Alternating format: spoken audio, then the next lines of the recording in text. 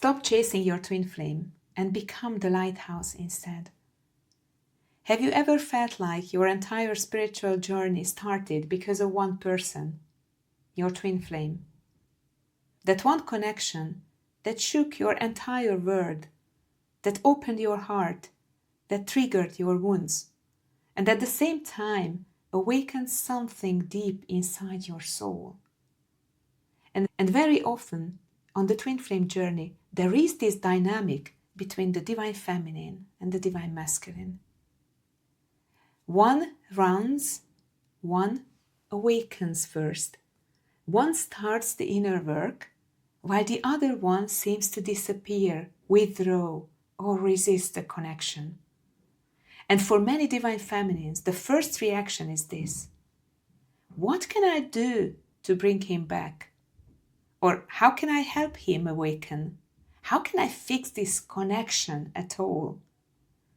But at some point on the journey, something shifts.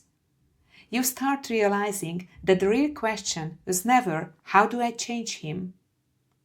The real question becomes, who am I becoming through this journey? And this is where the true path of the divine feminine begins. There is an image that always comes to my mind when I think about the divine feminine. She's the lighthouse, standing peacefully in the middle of a stormy sea. The waves are high, the wind is very, very strong. Ships are lost in the darkness, and yet the lighthouse doesn't panic. It doesn't run into the ocean trying to save each and every ship.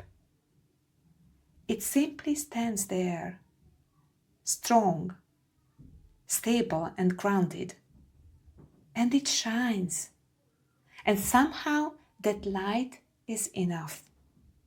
But most divine feminines don't start as a lighthouse. Most divine feminines begin their life as something much smaller, a little flashlight, running around with their light, trying to help people, trying to bring clarity into other people's lives, trying to bring peace where there is chaos. Maybe you recognize yourself in this from a very young age. You were the one who understood people. You were the one who listened, and you were the one who tried to calm these conflicts. You could feel when someone was hurting, even when they said nothing. And maybe nobody ever trained you to do this. It was simply your nature, your soul. And from your childhood, your light followed you everywhere. Wherever you went in life, something similar happened. At school, still in the kindergarten, at work, in relationships, in teams, in families, people somehow felt calmer around you, safer. They felt seen. And maybe you never thought of it as something special, but your presence carried a certain energy. And not because of what you did, but because of who you were. Your smile, your voice, your patience, your humor, your deep understanding of human emotions. You were bringing light into people's lives, often without even realizing it, like a small flashlight. And sometimes you could realize that you became a spotlight. At certain times in your life, your light became stronger, and you were no longer just a flashlight, you became a spotlight. Your awareness grew, your intuition became stronger, you could see deeper into people's wounds, but you were still moving with that light, still searching, still running from place to place, trying to bring this light to the others. Maybe you tried to heal partners. Maybe you tried to save relationships. Maybe you stayed in situations where you gave and gave and gave. And sometimes even losing yourself in the process. In karmic relationships, in marriages, in work environments that felt safe, but somehow also kept you small, comfortable, but not your final destination. Then the twin flame awakening happens, and suddenly everything changes, because the twin flame connection is not just about love, it's about awakening, a soul activation. It shakes you, it cracks you open. It brings your deepest wounds to the surface, but it also reveals something powerful. You realize that you have always carried this light, but often you were shining it outward, while forgetting to stand in your own center. And this is where the real transformation begins. After the twin flame awakening, your mission changes. It's no longer about giving more and running around with your flashlight. It's no longer about fixing the divine masculine. It's no longer about chasing disconnection.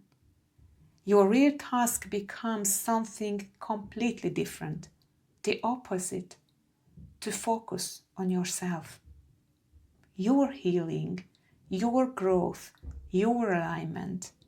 And not because you are abandoning the connection and you don't care about others, but because you are becoming who you truly are, a lighthouse. And the lighthouse doesn't chase ships.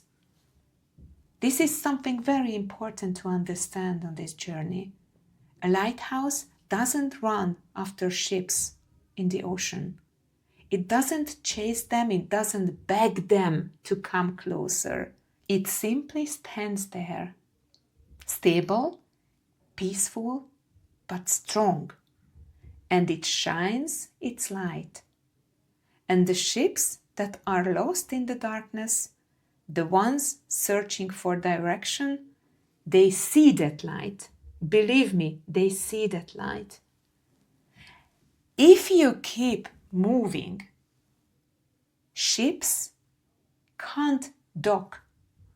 Here is the message I often share with divine feminines. If you are constantly moving, constantly adjusting, constantly chasing people, then ships can't dock because there is no stable point. But when you stop running, when you stand in your own truth, when you become grounded in who you are, your light becomes visible from far away, much farther than you imagine. And the souls who are meant to find you will find you. The divine masculine begins his own awakening when the divine feminine stops chasing. When she becomes stable, when she becomes peaceful, when she becomes the lighthouse. Because in the middle of the stormy ocean, the light becomes a direction. When one divine feminine stands fully in her light, others begin to awaken too. People start remembering their own soul, their own purpose, their own inner light. And slowly, on the horizon, more lighthouses appear, one after another. Not people who sacrifice themselves for others, but people who stand in their truth, guided by their inner voice, living from their soul. And yes, this path requires courage. Because becoming a lighthouse means that we have to leave certain things behind. Old roles, old relationships, old environments, old patterns. It means learning to stand on your own feet, listening to your inner guidance and trusting your light. And you don't have to walk this path alone. My transformational coaching has already helped many people find their way back to themselves, to find stability, to reconnect with their inner guidance, to transform from a running flashlight or an exhausting spotlight into a peaceful lighthouse. So if you feel like the waves are now very strong in your life, if you feel lost on the ocean, if you feel you are searching for direction, I invite you to a 15-minute conversation. And let's look at together where you are on the journey and how you can become a stable lighthouse in your own life. You will find the link in the description.